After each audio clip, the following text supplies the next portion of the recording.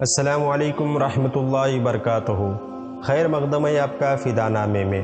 آج ہم شہسوار میدان علم و فضل کشور فقہ و حدیث کے نیر تابہ، معقولات اور منقولات کے بحر ذخار و نابغہ روزگار، وحید العصر خلیفہ حضور مفتی اعظم ہند، محبوب قطب مدینہ، سلطان الاساتذہ، بقیت السلف، مفتی اعظم بہار، مقتدائے دین و ملت، مناظر اہل سنت، پیر طریقت شہر بہار، حضرت علامہ الحاج الشاہ مفتی محمد اسلم رضوی علیہ رحمت رضوان کا ذکر خیر کر رہے ہیں۔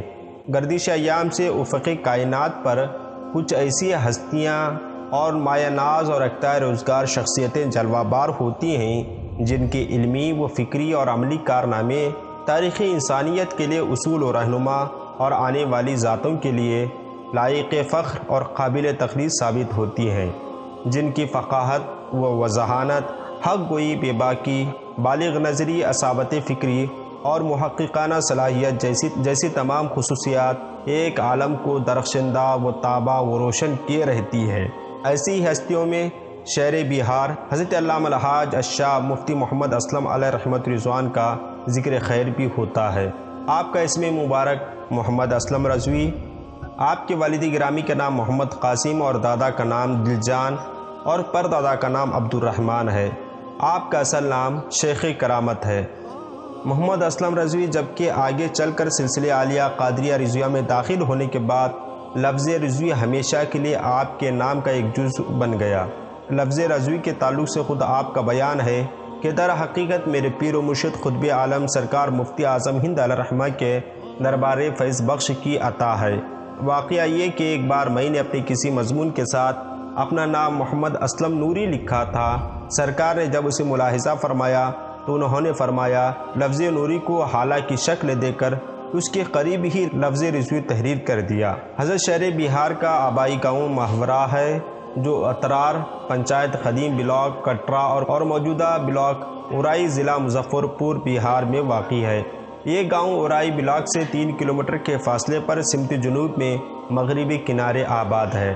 ماہورہ کی آبادی بشمول اطراف و اکناف ہمیشہ سے بربادی کی شکار رہی ہے، کیونکہ اس کا محل وقوع باگمتی ندی سے متصل ہے اور عرصہ دراز سے سیلاب کی شدت قہر کا پوری دلیری کے ساتھ مقابلہ کرنے والا یہ تاریخی گاؤں اب پوری طرح سے سرکاری اسکیم کے تحت باندھے گئے ندی کے دو طرفہ باندھ کے نشانے پر آ چکا ہے۔ حضرت شہر بہار کی پیدائش آپ کے اسی آبائی گاؤں میں ہوئی۔ تاریخ پیدائش کے تعلق سے خود فرماتے ہیں کہ میری والدہ ماجدہ کے بقول میری پیدائش غالباً ماہ رمضان مبارک 1353 ہجری میں ہوئی۔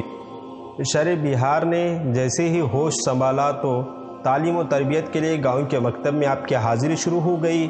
مولوی نصر الدین اتراروی اور اس دور میں ماہورہ کے مکتب کے معلم تھے۔ انہوں نے آپ کی خداداد ذہانت اور فطانت کے سہارے بہت جلد قاعدہ بغدادی ختم کرا دیا اور آپ جب بھی ددری گئے تعلیم سے کبھی غافل نہ ہوئے۔ ددری سے ملحق مغرب کی طرف موزہ ماہورہ میں ایک مکتب کچھ عرصے سے قائم تھا، جہاں مفتی اسلم رضوی علیہ رحمہ نے اپنے ننھیال کے بچوں کے ساتھ 1 کلومیٹر کا فاصلہ طے کر کے وہاں کے معلمین سے پورے ذوق و شوق کے ساتھ درس لیتے رہے۔ آپ کو چھوٹی عمر ہی میں تعلیم سے عشق ہو گیا تھا۔ آپ کے چچا زاد بھائی مولوی عبدالسلام مرحوم کو آپ کا شوق فراواں دیکھ کر بہت خوشی حاصل ہوتی تھی۔ وہ یوں بھی آپ کے بہنوئی بھی تھے اور مدرسہ چشم رحمت غازی پور میں منشی کا کام بھی انجام دیا کرتے تھے۔ منشی صاحب آپ کو لے کر غازی پور آ گئے اور آپ کو یہاں کے معلمین کے سپرد کر دیا۔ اس وقت آپ کی عمر شریف فقط 8-9 برس کی تھی۔ اس طرح چشم رحمت سے سیراب ہونے کا آپ کو ایک سنہرا موقع ہاتھ آیا۔ فارسی کی جملہ متداول کتب بحسن خوبی آپ نے غازی پور میں مکمل پڑھ ڈالی اور چشم رحمت کے اساتذہ آپ پر بے حد مہربان تھے۔ انہوں نے تعلیمی اوقات کے علاوہ بھی آپ کو پڑھانے اور پروان چڑھانے میں پوری دلچسپی دکھائی۔ حضرت شہر بہار کے ساتھ درجے کی کوئی پابندی نہ تھی، بلکہ آپ اپنے مشفق اساتذہ سے ایک کے بعد ایک کتابیں پڑھتے اور آگے بڑھتے چلے جاتے تھے۔ ابتدائی کتب مثلاً نومیر پنج گنج غازی پور میں پڑھنے کے ساتھ تحصیل پائی، پھر دارالعلوم مئو یوپی میں ہدایت النو اور شرح جامی اور دارالعلوم رڑکی ضلع سہارنپور میں ہدایہ اولین اور دیوان متنبی وغیرہ اور قرات و تجوید کی تعلیم حاصل کی۔ پھر مدرسہ اشرفیہ مصباح العلوم مبارک پور میں حضور حافظ ملت علامہ عبدالمصطفیٰ اعظمی اور علامہ غلام جیلانی اعظمی سے مشکوہ شریف، ملا حسن، دیوان حماسہ وغیرہ کتب کی تعلیم حاصل کی۔ بقرعید کے بعد جب علامہ عبدالمصطفیٰ اعظمی علیہ الرحمہ نے مبارک پور کو خیر آباد کہہ کر احمد آباد میں منصب تدریس کو زینت بخشی تو ان کے ساتھ آپ بھی وہیں منتقل ہو کر ہماتن مشغول تعلیم ہو گئے، لیکن اس موقع پر آپ زیادہ نہ ٹک سکے کیونکہ ایک دن اچانک ایک ایسی غیبی آواز محسوس ہوئی جس نے آپ کو فوراً گھر لوٹنے پر مجبور کر دیا۔ آپ ابھی احمد آباد ہی میں مغرب کی نماز میں مشغول تھے، جیسے ہی سجدے میں گئے کسی نے آپ کی پیٹھ پر ہاتھ رکھ دیا اور بولا کہ تمہارے والد محترم کا انتقال ہو گیا ہے۔ اتنا سننے کے بعد آپ کی کیفیت بدل گئی اور سجدہ بہت طویل ہو گیا۔ پھر علامہ عبدالمصطفیٰ خود ہی آپ کو سجدے سے اٹھایا اور طویل سجدے کی وجہ پوچھی تو آپ نے روتے ہوئے کہا کہ میرے والد صاحب انتقال کر گئے، لہٰذا میں گھر جانا چاہتا ہوں۔ پھر سارا ماجرا سنایا۔ انہوں نے قدر تأمل کے بعد اجازت مرحمت فرما دی۔ آپ وہاں سے کھوئے کھوئے گھر تشریف لائے اور والدہ ماجدہ سے لپٹ کر با اختیار ہونے لگے۔ آپ کے ہمشیرہ کہتی ہیں کہ انتقال کے چوتھے دن آپ کی آمد ہوئی ہے، جبکہ یہاں والد مرحوم کی ایصال ثواب کی تقریب کا سلسلہ جاری تھا۔ والد کا انتقال عجیب سانحہ تھا جس نے آپ کو جھنجھوڑ کر رکھ دیا۔ بعض ضروری کام کو انجام دینے والا آپ کے گھر میں اب آپ کے بعد کوئی نہ تھا۔ یہ وہ نازک گھڑی تھی کہ آپ اپنی تعلیم کا خیال کر کے گھنٹوں فکر میں گم ہو جایا کرتے تھے۔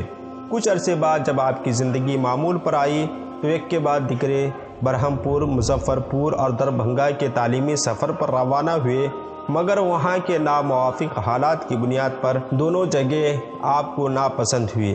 پھر آپ نے دوبارہ بعد رمضان احمد آباد کا رخ کیا اور ذی الحجہ تک وہاں آپ کا تعلیمی شغل رہا۔ ادھر کچھ دنوں پہلے حضور مفتی اعظم علیہ الرحمہ کی خدمت میں جو آپ نے داخلے کی درخواست ارسال کی تھی وہ بریلی شریف موصول ہو چکی تھی اور وہاں منظوری نامہ آپ کے نام روانہ ہو چکا تھا۔ پھر جیسے ہی آپ کو یہ منظوری نامہ دستیاب ہوا فوراً بریلی شریف کے لیے رخت سفر باندھ لیے اور موجودہ اساتذہ اکرام کی دعاؤں کے ساتھ احمد آباد سے چل کر مظہر اسلام بریلی شریف میں داخل ہوئے۔ حضور مفتی اعظم ہند کی نگاہ کیمیا اثر نے پہلی دفعہ میں پہچان لیا اور فرمایا یہ نوعمر لڑکا اپنے وقت کا عظیم محقق اور مدقق ہوگا۔ اس کے فیضان نظر سے ہزاروں گم گشتانے راہ جادے حق سے ہمکنار ہوں گے۔ انہوں نے حکم دیا کہ تمہاری رہائش کا انتظام فی الحال مفتی افضل حسین صاحب منگیری کے ساتھ مرکزی دارالافتاء میں رہے گا۔ پھر کچھ عرصہ بعد صوفی مسجد میں آپ کی جاگیر لگوا دی گئی اور آپ اس مسجد کے امام و خطیب مقرر ہو گئے۔ مشاہرے کے بارے میں آپ بتاتی ہیں کہ 3 روپے سے شروع ہو کر 15 روپے ماہانہ مجھے اصول ہوتا رہا۔ حضور شہر بہار کا معمول تھا مسجد و مدرسے کے ضروری اوقات کے علاوہ آپ کے اکثر لمحات سرکار مفتی اعظم ہند علیہ الرحمہ کی خدمت میں بسر ہوتے۔ آپ فرماتے کہ سرکار مفتی اعظم ہند فتاوی نویسی جیسے اہم کاموں میں دیر رات تک مشغول رہا کرتے تھے۔ میں اس وقت ان کی بارگاہ میں حاضر رہا کرتا تھا جب تک ان کو نیند نہ آ جاتی، اور اس دوران مجھ کو قدوری کا خصوصی درس بھی دیا کرتے تھے۔ جب تمام علوم ظاہری اور باطنی سے فارغ ہو گئے تو پھر مظہر اسلام بریلی شریف کے سالانہ اجلاس میں علماء اکرام کے مقدس ہاتھوں سے دستار فضیلت سے نوازا گیا۔ بعد فراغت و امتحان جب آپ اپنے گاؤں واپس آئے تو ہر طرف خوشیوں کی برسات ہونے لگی۔ آپ کی والدہ نے ایک عظیم الشان محفل میلاد النبی صلی اللہ علیہ وسلم کا اہتمام کروایا۔ مولانا نعیم الدین نعمت، مولانا زبیر احمد اتھراری اور دیگر علماء اکرام کی تقریریں ہوئی۔ مہمانوں کی ضیافت میں 3 بکرے ذبح ہوئے اور آپ کے ہمشیرہ کا بیان ہے کہ گاؤں میں یہ اپنی نوعیت کا واحد پروگرام تھا۔ حضرت شہر بہار نے 1955 عیسوی مطابق 1357 ہجری میں دارالعلوم مظہر اسلام میں سرکار مفتی اعظم ہند کے حکم پر درس و تدریس کا آغاز فرمایا اور کئی سال تک لگاتار مظہر اسلام میں طلباء کو بعد علم و عرفان سے شاد کام کیا۔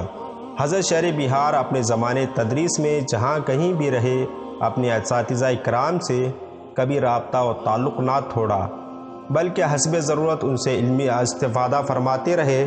شہر بہار کو تفسیر قرآن، حدیث مبارکہ، فقہ، اصول فقہ، نحو و صرف، منطق اور عربی ادب میں یکساں طور پر مہارت تامہ حاصل تھی، لیکن علم فقہ سے آپ کو خصوصی شغف تھا۔ فتاوی نویسی کا فن آپ نے براہ راست سرکار مفتی اعظم ہند سے سیکھا اور مولانا سید افضل حسین مونگیری کے زیر تربیت بہت جلد فقہی کمال حاصل کر لیا۔ مرکزی دارالافتاء بریلی شریف نے آپ کو نکھارنے میں بہت فراغ دلی سے کام لیا۔ 1967 عیسوی میں حضور مفتی اعظم ہند اور دوسرے مقدس علماء کرام کے مبارک ہاتھوں سے حضرت شہر بہار نے مقصود پور ضلع مظفر پور کے سرزمین پر جامعہ قادریہ کے نام سے ایک عظیم الشان ادارے کی سنگ بنیاد ڈالی، جو کم عرصے ہی میں اپنے ٹھوس نظام تعلیم و تربیت کے سبب ریاستی سطح پر شہرت پالی۔ جوق در جوق تشنگانی علوم نبویہ کا ہجوم جامعہ قادریہ میں حضرت شہر بہار کے فیض سے مستفیض ہونے کے لیے آنے لگے۔ آج اس جامعہ سے ہزاروں کی تعداد میں علماء اور حفاظ فارغ التحصیل ہو کر خدمت دین میں لگے ہوئے ہیں۔ تصنیف و تالیف سے حضرت شہر بہار کا گہرا تعلق رہا ہے اور آپ نے اس میدان میں عظیم کارنامے انجام دیے۔ ابتدا میں جو کتابیں آپ کے نوقی قلم سے وجود میں آئیں وہ منظر عام پر آنے سے پہلے ہی نایاب ہو گئیں۔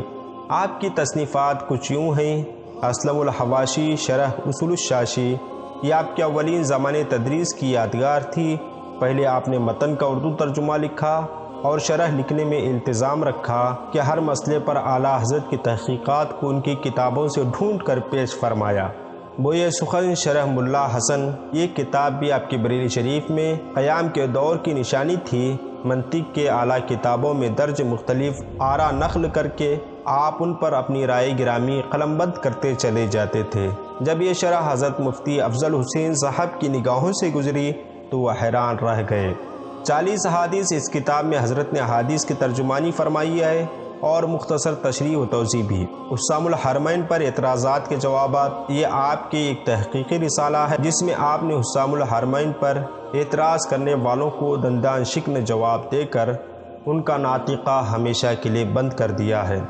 فتاوی برکات نوری، یہ کتاب آپ کی شاہکار تصنیف ہے جس کو آپ کے فرزند سوم مفتی محمد حسن رضوی نے کئی ضخیم جلدوں میں مرتب کیا۔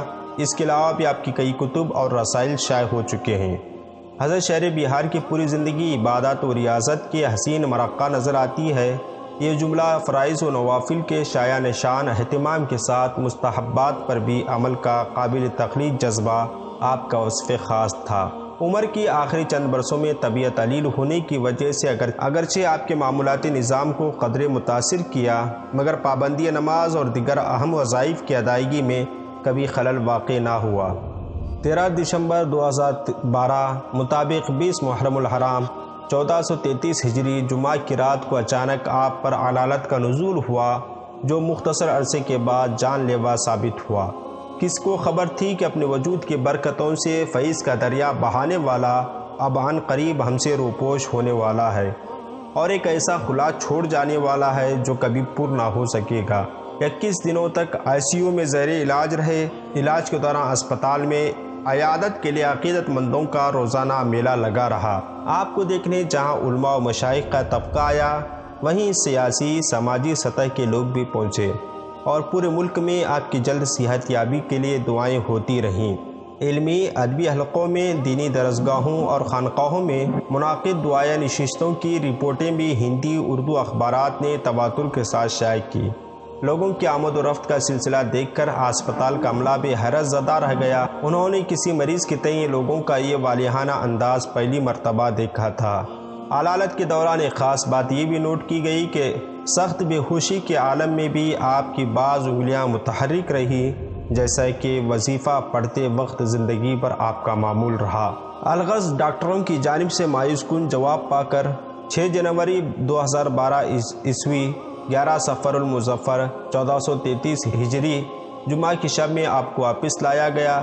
جیسے ہی جامعہ قادریہ میں آپ کے حجرے شریف میں آپ کو لٹایا گیا، اسی دم 2:35 پر آپ کی روح بارگاہ قدس میں پرواز کر گئی۔ انا للہ و انا الیہ راجعون۔ غسل و کفن کے بعد آپ کے جسم اطہر کو تابوت میں رکھا گیا اور لاکھوں کندھوں سے گزرتے ہوئے آپ کا تابوت اورائی ہائی اسکول کے فیلڈ پہنچا۔ 1:25 دوپہر پر نماز جنازہ ادا ہوئی۔ نماز جنازہ آپ کے تیسرے صاحبزادے مفتی محمد احسن رضوی نے پڑھائی۔ نماز جنازہ میں 3 لاکھ سے زائد لوگوں نے شرکت کی۔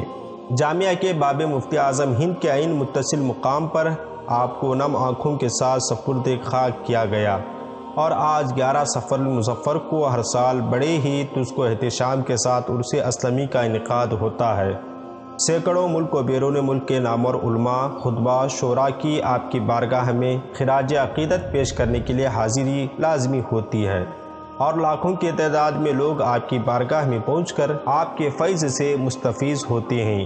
آخر میں مولا کریم کی بارگاہ میں دعا گو ہوں کہ آپ کا فیضان ہم تمام مسلمانوں پر تا قیامت جاری و ساری رہے، اور ان نفوس قدسیہ کی سچی محبت و الفت ہمارے سینوں میں بسی رہے۔ آپ سے درخواست ہے کہ آپ ہماری اس ویڈیو کو لازمی طور پر اپنے احباب تک شیئر کریں۔ انشاءاللہ ملتے ہیں اگلی ویڈیو میں۔ السلام علیکم۔